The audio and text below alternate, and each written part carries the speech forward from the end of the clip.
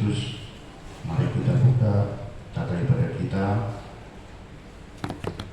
Minggu Advent kedua 7 Desember 2025 nomor 059-TI-PJ-B-12-2025. Tema ibadah kita minggu ini, bertobatlah, kerajaan Allah sudah dekat, atau bermubau nirohama ay nungas songgok rajau banua ijab.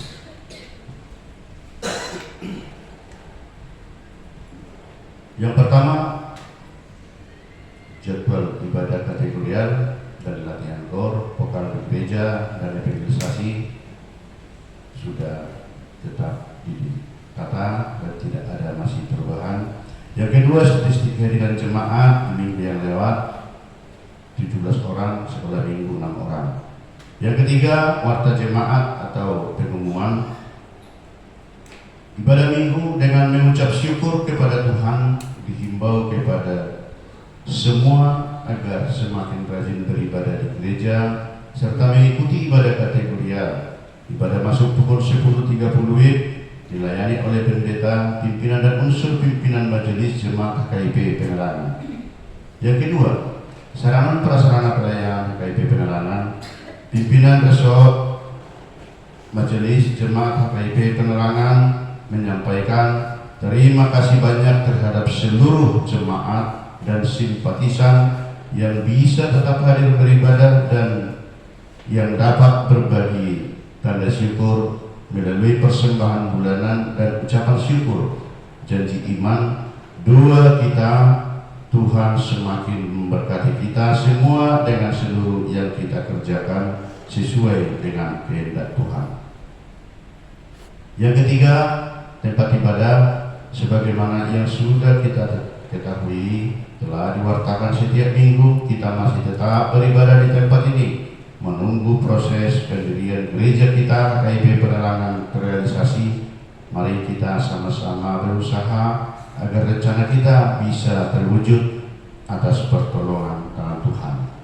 Yang keempat, relasi keputusan rapat tanggal 16 Februari 2025 untuk merealisasikan keputusan rapat majelis jemaat tanggal 16 Februari 2025. Mulai bulan Maret kita sudah mulai kumpulkan kewajiban minimal 100.000 per kakak khusus untuk biaya pembelian tanah lokasi berdirinya gereja kita HKIP Penerangan Jambi.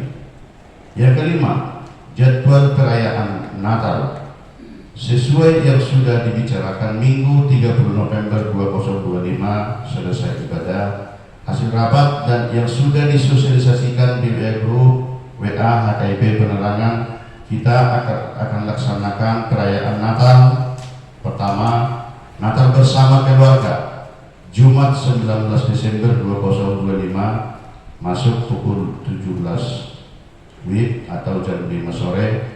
Selesai ibadah perayaan, kita akan makan bersama di gereja dalam kurung membawa hidangan masing-masing, atau mungkin di antara kita ada yang mau realisasikan janji iman atas berkat Tuhan terhadap keluarga, bisa menyumbangkan bahan, contohnya daging atau lauk pauk, untuk kita masak dan makan bersama di gereja.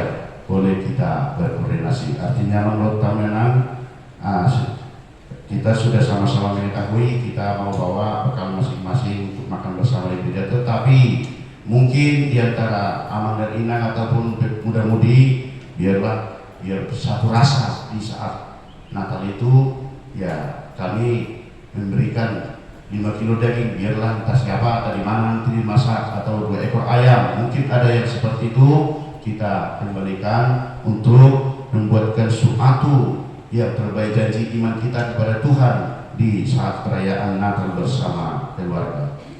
Yang kedua, perayaan Natal umum Rabu 24 bulan 12 2025 dalam kurung malam Natal masuk pukul 18 WIB. Yang ketiga, pesta Natal pertama Kamis 25 Desember 2025 masuk 10.30 atau seperti biasa. Dalam minggu ini atau minggu depan liturgi sudah akan dibagikan yang langsung dikoordinasi oleh pimpinan resort dan pimpinan Majelis Jemaat HKIP Penerangan. Yang keenam, surat masuk. Kita menerima surat masuk dari pimpinan pusat Pematang Siantar 5 Desember 2025 nomor 140 SP garing PP titik HKIP garing 12 garing 2025 lampiran kosong perihal pemberitahuan pengumpulan persembahan diakonia untuk bencana banjir dan longsor. Kepada yang terhormat Majelis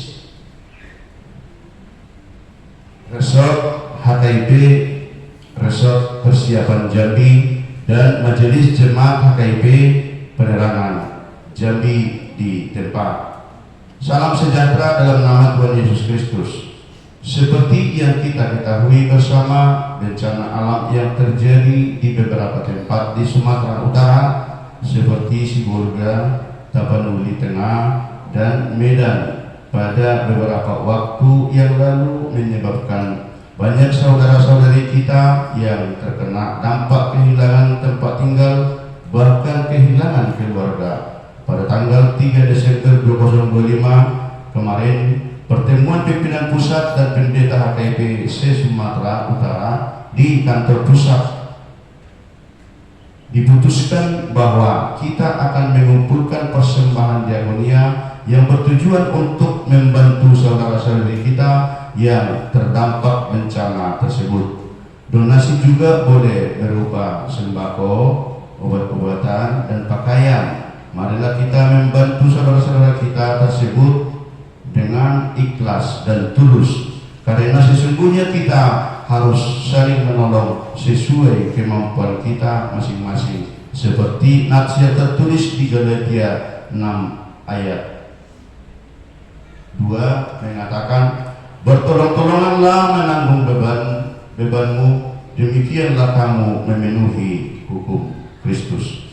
Hasil persembahan dikirim ke rekening pimpinan pusat selambat-lambatnya tanggal 16 Desember 2025 dan pengantar donasi diantarkan ke kantor pusat HKIP, dan donasi yang kita kumpulkan akan disalurkan pada tanggal 19 Desember 2025.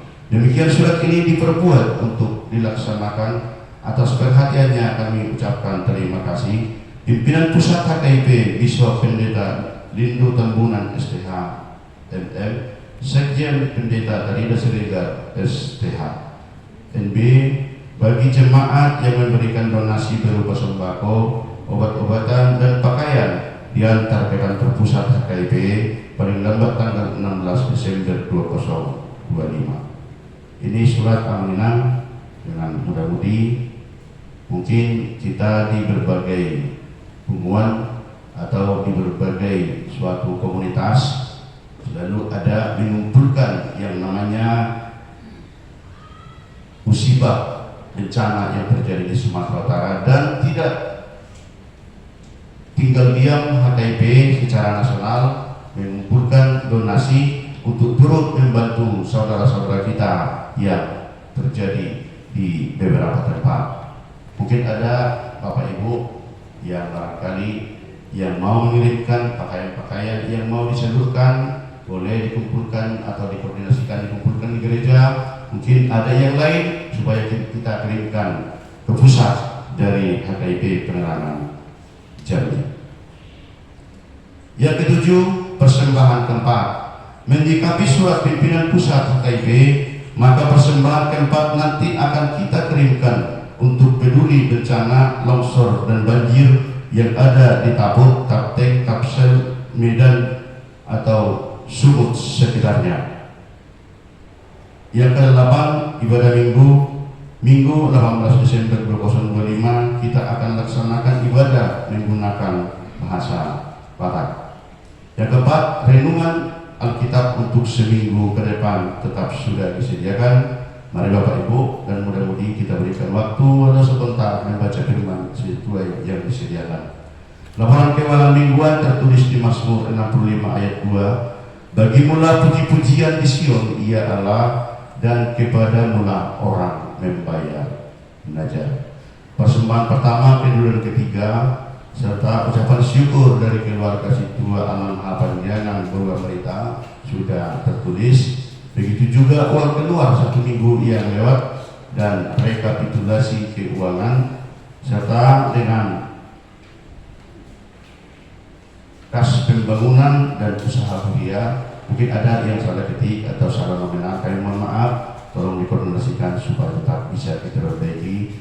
Demikian juga daftar kewajiban wajib jemaat PKK kita sudah lihat di situ. Ini bulan 12 sudah hampir selesai. Mari kita mohon pertolongan Tuhan agar bisa kita tetap saling bergandeng tangan untuk merealisasikan keputusan kita bersama. Roma 8 ayat 25 mengatakan, tetapi jika kita mengharapkan apa yang tidak kita lihat, kita menantikannya dengan tekun.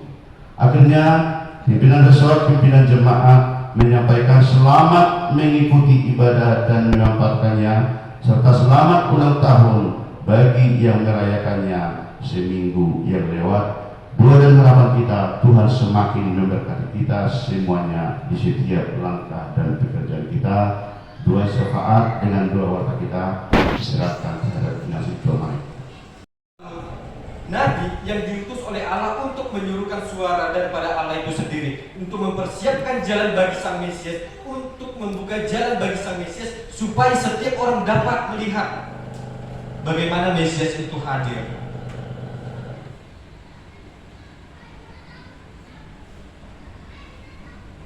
Yohanes Pembaptis Bapak Ibu bukanlah seorang Mesias, namun dia adalah seorang yang membuka jalan. Menjadi seorang yang membuka jalan bukanlah hal yang mudah.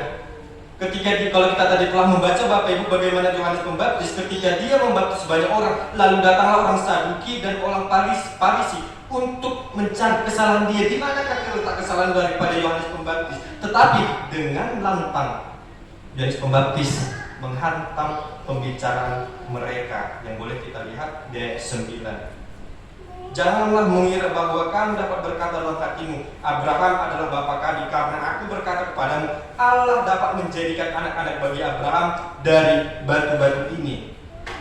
Ketika Yohanes menyerukan suara pertobatan Bapak Ibu, itu bukan hanyalah sekedar pertobatan saja, bukan hanyalah sekedar peringatan saja, tetapi benar-benar supaya setiap orang itu dapat bertobat.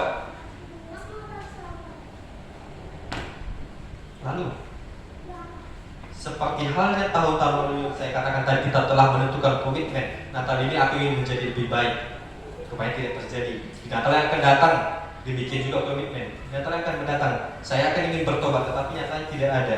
Nah, oleh karena itu Bapak Ibu melalui tema pada saat ini, pertobatan. Apakah arti dari pertobatan? Beberapa kali saya khotbahkan Bapak Ibu, pertobatan itu ialah metanoia. Kalau bahasa simpelnya itu 180 derajat berpaling, bukan 360 derajat kembali. Dan arti dari pertobatan juga secara umumnya meninggalkan tabiat-tabiat lama. Artinya apa yang buruk yang kita telah lakukan, entahkah itu kita mencuri, berbohong dan lain sebagainya yang tidak sesuai dengan firman Tuhan, tabulokon sudah. Itu adalah tabiat-tabiat lama yang harus kita tinggalkan supaya kita menghidupi tabiat yang baru. Kalau di dalam bahasa Batak Bapak Ibu kita melihat di dalam tema yaitu marhamu bangiroha, perubahan ikon adung perubahan mulut adopi akan Natal. Itulah gunanya kita diingatkan 4 minggu Advent supaya kita mempersiapkan diri. Lalu apakah pertobatan hanya sekedar tekad saja? Tidak Bapak Ibu, yang dinamakan pertobatan haruslah ada buahnya, seperti yang dikatakan Yohanes di dalam ayat yang ke-8 demikian dikatakan. Jadi hasilkanlah buah yang sesuai dengan pertobatan. Salah seorang bapak gerejawi Bapak Ibu pernah mengatakan, yang bernama Martin Luther, pertobatan setiap hari Artinya setiap hari kita bertobat, setiap hari kita menenggelamkan dosa kita, setiap hari kita merenungkan apa yang salah daripada diri kita. Setiap hari kita meninggalkan tabiat lama yang walaupun kita masih mau melakukannya, tetapi pengampunan Tuhan ada bagi setiap orang yang ingin menyesali setiap dosa-dosanya. Bapak Ibu dan saudara-saudara yang terkasih dalam nama Tuhan Yesus Kristus, pertobatan dan penyesalan bukan hanya sekedar wacana, bukan hanya sekedar tekad, bukan hanya sekedar omongan saja, melainkan harus diimplementasikan, harus direalisasikan, harus dinyatakan sesuai dengan komitmen diri kita pribadi lepas pribadi. Dan semuanya itu harus kita lakukan dalam tindak laku yang nyata. Karena sia-sia sudah, sia-sia belaka bila hanya berpura-pura bertobat. Sia-sia sudah ketika kita hanya bertobat secara semu. Sekarang kita menyatakan bertobat, besok kita lupa akan apa komitmen kita itu, Bapak Ibu. Makanya Yohanes dengan tegas menghalau orang-orang Farisi dan Saduki, maka dikatakan hasilkanlah buah dari pertobatan. Karena seruan daripada Yohanes ini, Bapak Ibu, bukan hanya sekedar seruan bertobat saja, tidak. Dia menyatakan dengan jelas di ayat yang kedua, bertobatlah, sebab ada kata sebab di sana. Sebab dan akibat kerajaan Allah sudah dekat. Tidak ada satu manusia kita yang mengetahui kapan datang kerajaan Allah itu, kapan kedatangan Tuhan Yesus yang kedua kalinya. Namun itu adalah hal yang pasti. Somon panak kobor Indo yang menginap artinya dan taboto agia, kapan saja waktu akan tiba. Nah, oleh karena itu kita sekali lagi diingatkan melalui Minggu Advent, yang berarti kedatangan kita harus menyambut, mempersiapkan diri, menyongsong akan hari kelahiran Tuhan Yesus Kristus dengan cara bertobat.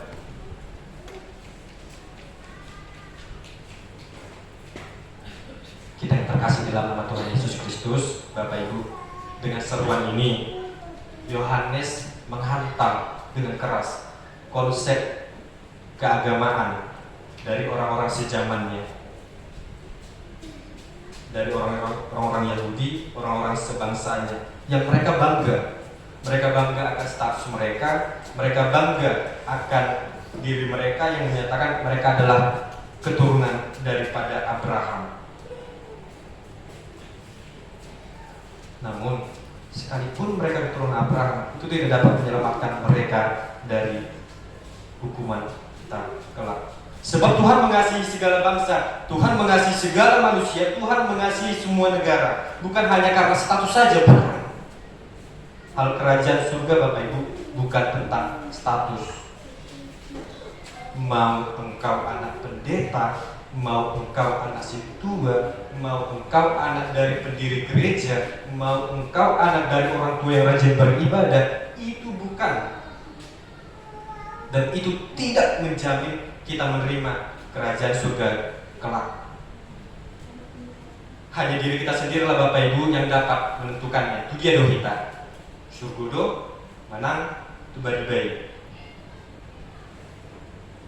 Itu bukanlah jaminan. Tetapi firman Tuhan mengatakan imanmulah yang menyelamatkan, bukan iman orang lain, bukan iman orang tua, bukan iman keluarga kakek nenek dan segala macamnya.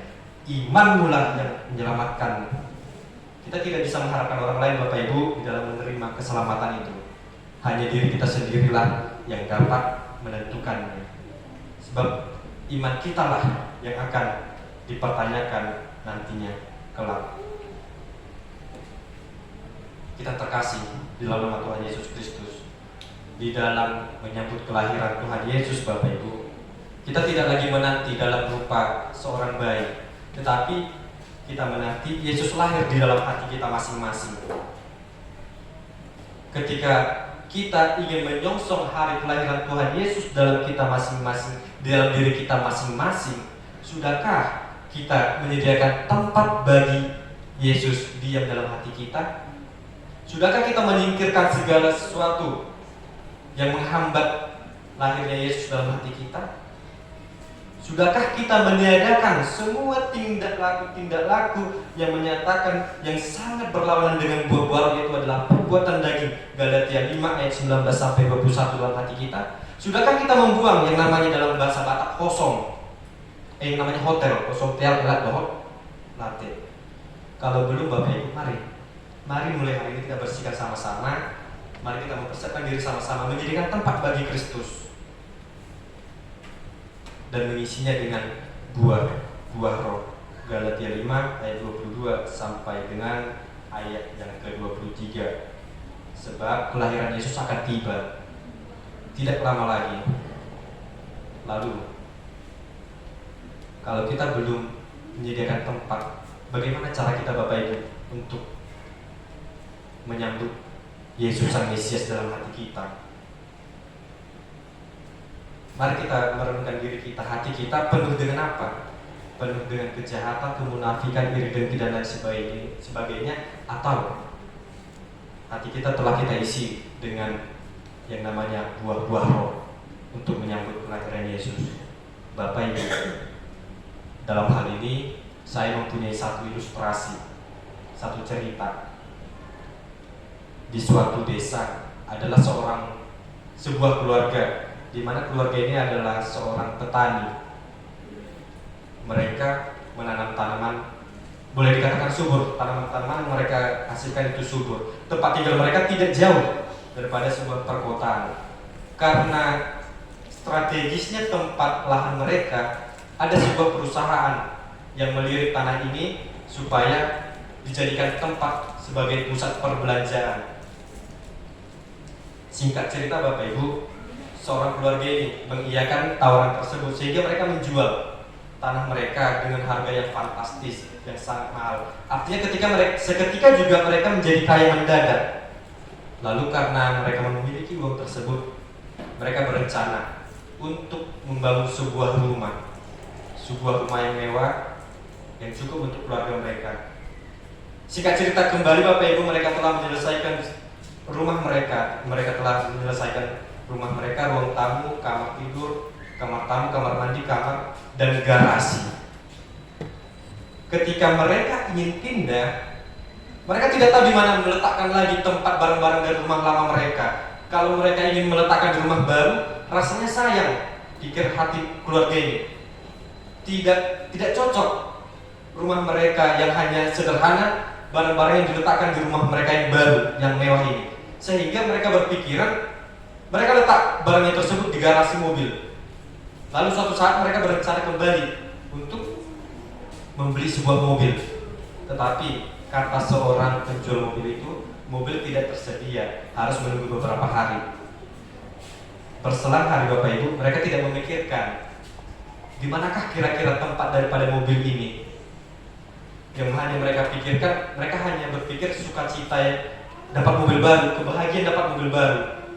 Tetapi harinya tiba ketika mobil itu datang, mereka menjadi bingung.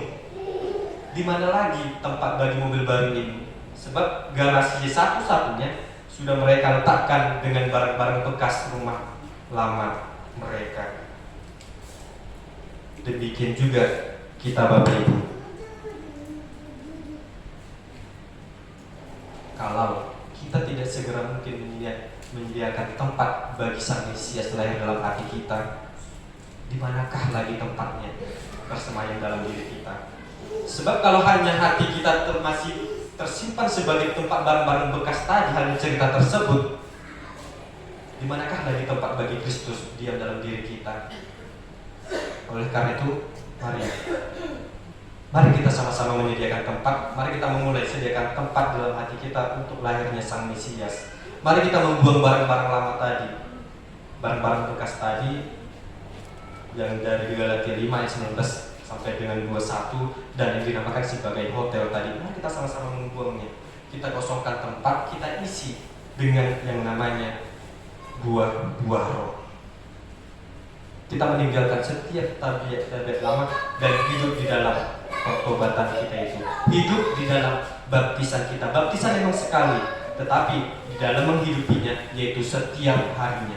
Kita menenggelamkan dosa-dosa kita agar Kristus ketika harinya telah tiba, Dia dapat tinggal dalam hati kita dan dalam diri kita terpancar terang dan damai Kristus dimanapun kita berada. Amin. Mari kita bernyanyi.